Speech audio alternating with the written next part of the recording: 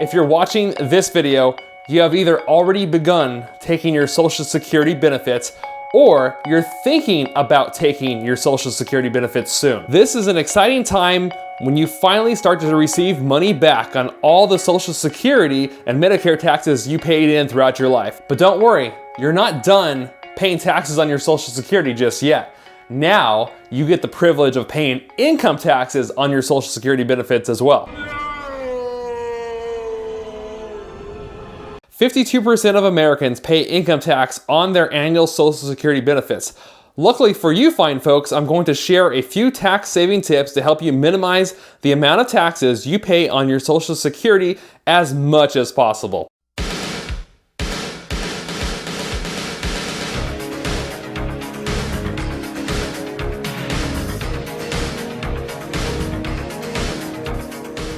Although you might have to pay some taxes on your Social Security benefits, the good news is at least 15% of the total amount of Social Security income you receive during the year will be completely tax-free. Now, the bad news is on the flip side of that, that means 50% up to 85% of the total amount of income you receive from Social Security each year might be subject to income taxes. In this video, you're about to learn how a little upfront planning can help you minimize your taxes, especially on your Social Security benefits. Let's begin.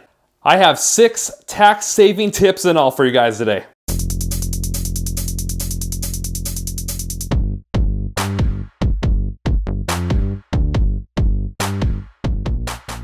The first way to begin saving taxes on your Social Security benefits, and my favorite way, is the Roth IRA. Both you and your spouse can have one. Qualified Roth IRA distributions are not factored into the Social Security income equation, which is freaking awesome.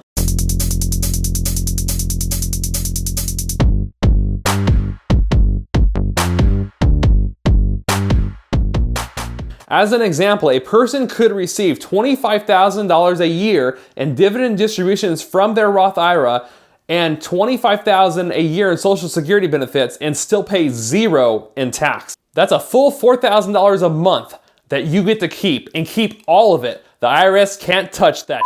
Number 2, begin taking taxable IRA distributions before drawing Social Security. This second strategy takes a bit of planning, but it can be really powerful. Of course, we're assuming in this instance that you're older than 59 and a half and can begin taking distributions from your 401k or traditional taxable IRA. By taking some IRA distributions or 401k distributions early, it allows a person to delay drawing from their Social Security.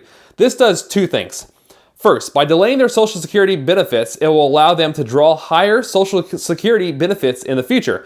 Secondly, by drawing some of their IRA or 401k, they will be able to take lower required minimum distributions in the future. The net result is, assuming all the rules are the same, you get higher Social Security benefit distributions in the future, and you minimize your taxable income from other sources. Now, this strategy could go very wrong if a person blows their distributions from their retirement account. However, a disciplined person could always reinvest that money into growth stocks or dividend-paying stocks within a taxable brokerage account and grow this money even further. With careful, thought-out planning, this strategy could work very, very well for future retirees.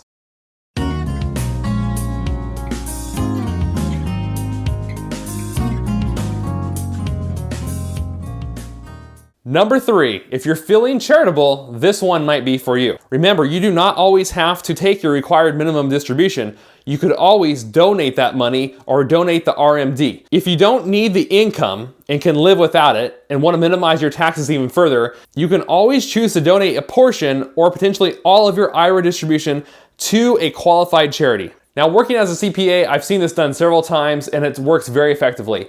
People who would normally take $10,000, $20,000 of a required minimum IRA distribution, that money goes directly to a charity. It never comes to them at all. It goes directly to the charity of their choice. And if, let's say it's $20,000 they donate, well, now there's $20,000 that is no longer subject to income tax, which also reduces all the amount of other taxes they pay on their other forms of income, like Social Security. So it works very well if you have a charitable cause you're passionate about and feel like donating. Number 4 actually involves quitting. Quit what, you ask? Well, I'm actually encouraging you to consider quitting your part-time job. Now, normally, I would not suggest someone quits their part-time job, But when it comes to minimizing one's income taxes on their Social Security benefits, this might actually make sense if a person can afford to do so. If you drastically reduce your income, it will also reduce your income taxes you have to pay. And without those taxes, now sure, it's going to feel like a pay cut, but without those additional taxes you might be paying anyways, it might not feel like that big of a pay cut. Now remember, when it comes to minimizing income taxes, you want to reduce your taxable income as much as possible. And that is one strategy you can do if you can afford to do so. So please consider it. Okay guys, number 5 is very practical. And speaking of reducing one's taxable income, let's talk about debt and how that factors into the big picture of your retirement and what income is subject to taxation. Paying off your debt before you retire is one of the best things you can do to help you reduce your taxes. The less taxable income you need to live off of, the less tax you will pay. Not only that, is having no debt increases your monthly cash flow.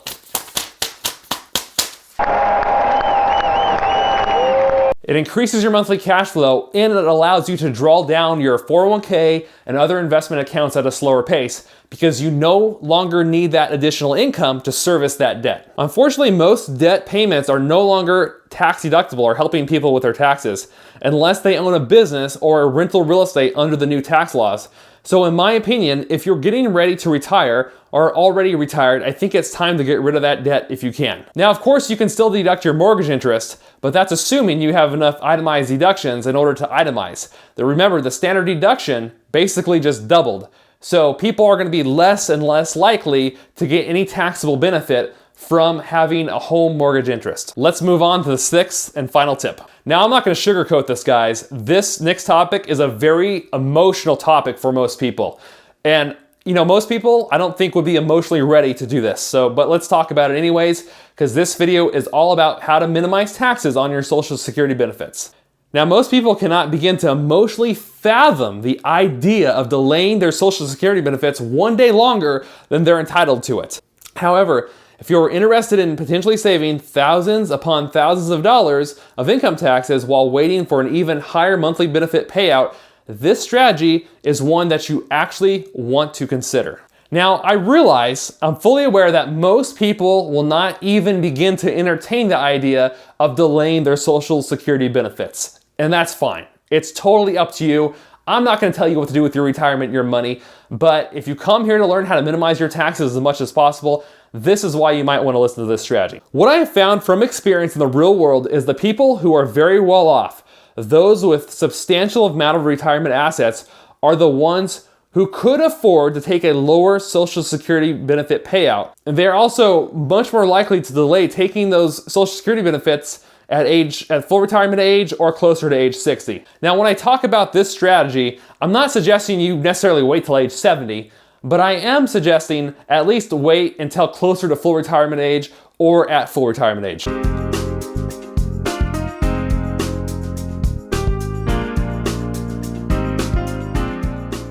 From what I have found is working as a CPA in the real world, is the people who really need or could benefit from a higher Social Security payment because they have very little to no retirement assets outside of Social Security are the ones I find the most taking Social Security at 62. So the poorer they are, the more likely they are to take a lower Social Security benefit payment. Now, I understand that you're gonna do what you're gonna do. So I'm not gonna try to convince you to delay your Social Security benefits.